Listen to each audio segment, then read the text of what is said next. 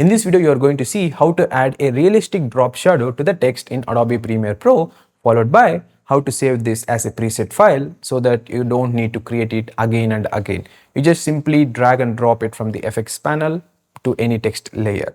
So follow the steps that I'm going to show you in this video without skipping at any part so that you can avoid the confusions and errors. After opening the Premiere Pro, create a text layer and follow the steps. As you can see, I created a text layer. Now select that layer, then go to the effects and search for the drop shadow. Now drag and drop this effect to the text layer. Once it is added to the text layer, go to the effects controls panel and scroll down until you see the drop shadow section. First, change the opacity level to 80%. Even if you want, you can increase to 100%, but it is way too much, I can say. After that, set the distance to somewhere between 20 to 25, which is almost perfect for anything. Next, change the softness to half of the distance. For example, if you set the distance to 30, make the softness as 15.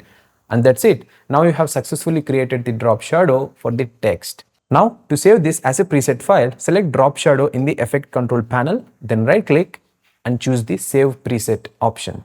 It will be shown like this, where you need to provide a name so that you can search for it directly in the effects panel.